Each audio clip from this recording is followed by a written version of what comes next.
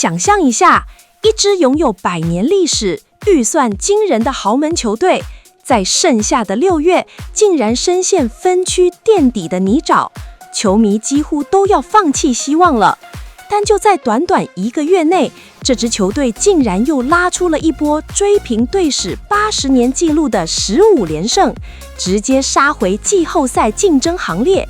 這場波士頓大逆轉的核心，不是什麼身價數億美元的超級巨星，而是一位在休賽季被4支球隊接連放棄，身高只有173公分的台灣游擊手鄭宗哲。大家好，歡迎收看今天的野球特報。今天我們要聊的絕對是2026年大聯盟球季最不可思議的一段傳奇。確實，在2026年賽季初，波士頓紅襪隊簡直經歷了地獄般的開局。6月中，戰績一度掉到29勝41敗，代理總教練 Chad Tracy 在受訪時甚至難掩失望。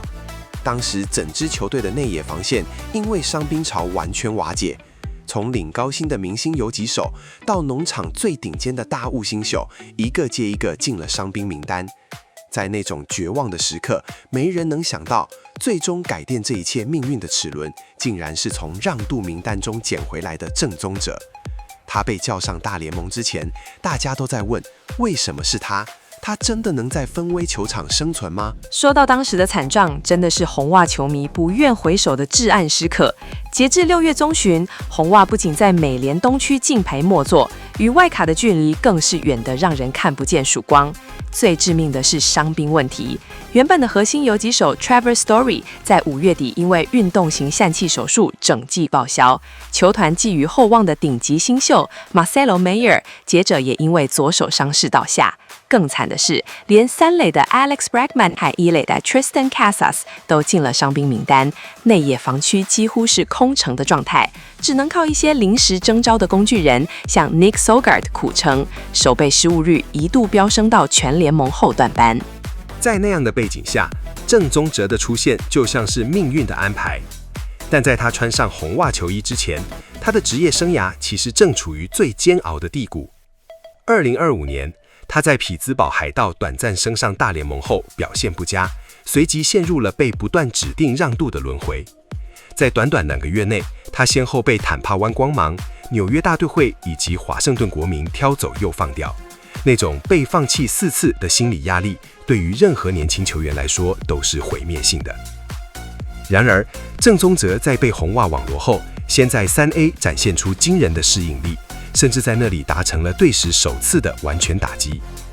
在進入更深入的數據分析與比賽轉折點之前，我想邀請還沒訂閱的朋友訂閱我們的頻道，記得要開啟小鈴鐺，才不會錯過最新上片通知哦。如果想支持我們產出更多深入的分析，也超級歡迎加入頻道會員。還有，跟大家分享，史蒂芬頻道商店正式上線嘍！現在就點開底下資訊欄的商品，或是影片結束後來商店逛逛，裡面有我們精選的職人好物。帶走喜歡的商品，就是給頻道最實質的果勵哦。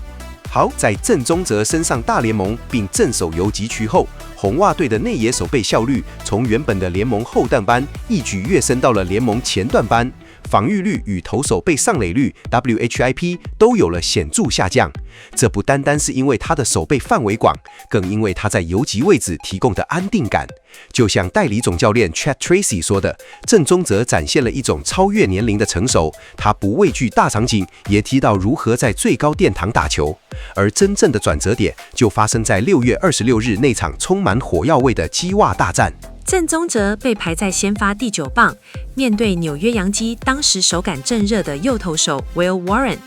他在2局下半滿壘的情況下，雖然擊出滾地球出局，但冷靜地送回了生涯第1分打點，幫球隊先持得點。到了4局下半，他抓到一顆變速球，直接掃向中外野，球重重地撞在芬威球場那堵著名的綠色怪物牆上。那一記擊球初速高達111.5英里，飛行距離407英尺的2壘安打，不僅是他的生涯首安，更徹底點燃了全場球迷的熱情。沒錯，從那棒開始，紅襪隊仿佛被施了魔法。在隨後的7月，球隊開啟了那波震驚全美的15連勝。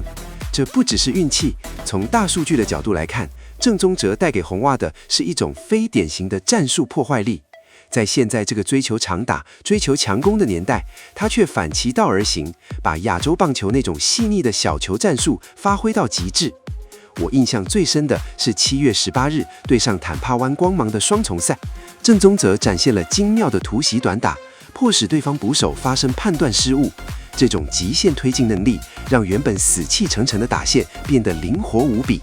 除了進攻端的催化作用，他在守備端的美技更是拯救了紅襪的牛棚。記得7月21日對戰巴爾德摩精英的那場比賽嗎？當時紅襪正在挑戰連勝紀錄，9局上半，終結者 Aroldis Chapman 陷入了控球亂流，2、3壘遊人2出局。眼看巴爾德摩的重炮手 Tyler O'Neill 擊出了一記眼看就要穿越游擊區的強勁平飛球，沒想到鄭宗哲硬是縱身一躍，在空中展現了驚人的制空能力，上演了一場空中抓飛鳥的神級美技。那個守備直接終結了比賽，也讓平常一向嚴肅的 Aroldis Chapman 都忍不住在場上大聲歡呼。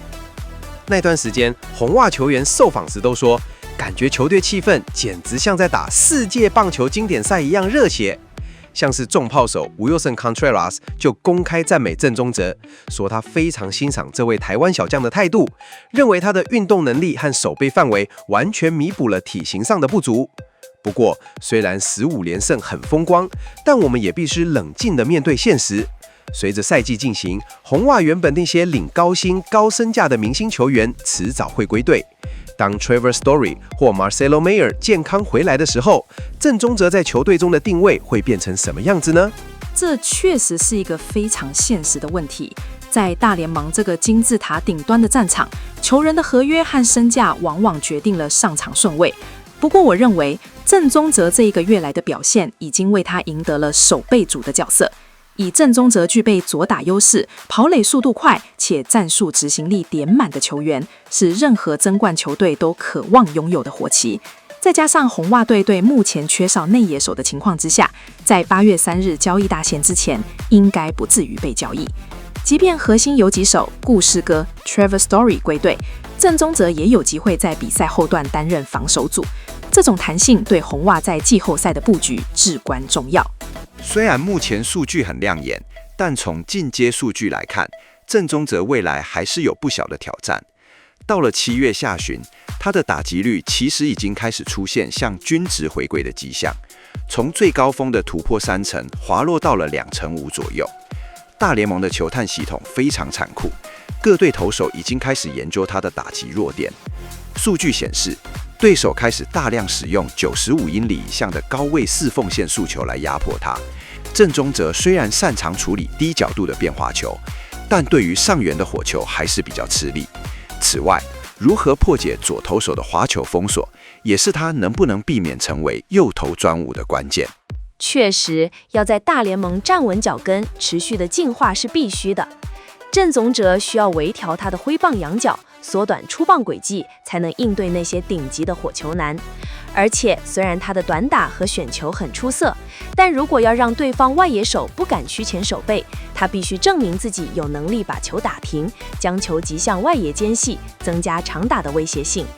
不過，他現在才24歲，而且經歷過那麼多次被 DFA 的打擊，都能重新站起來。我相信他的心理素質足以支撐他完成這些技術上的調整。這正是鄭宗哲最迷人的地方。在波士頓這個最挑剔、壓力最大的棒球城市，他用1個月時間從無名小卒變成了芬威球場的英雄。球迷們現在甚至會排隊等着拿他的簽名。他讓我們看到，即使身高只有173公分，而且曾被許多球隊放棄，但只要抓住那僅有的一次機會，台灣球員一樣能在百年豪門的歷史中刻下自己的名字。這一波連勝不僅僅是紅襪隊的逆襲，更是鄭宗哲個人職業生涯的絕地重生。總結來說，鄭宗哲用他的手套和球棒，告訴了波士頓乃至全大聯盟，細膩的亞洲風格棒球依然能主宰勝負。雖然未來的路還很長，各隊的針對性研究也會越來越多。沒錯，我們也會持續關注鄭宗哲接下來的表現，看看他在球季後段面對明星隊友回歸以及更高強度的競爭時，還能變出什麼樣的魔法。今天的分析就到這邊，如果大家有什麼想法，也歡迎在評論區跟我們討論。非常感謝大家的收看，如果你喜歡今天的節目，別忘了按讚、分享並訂閱野球特報，我們下次見，拜拜。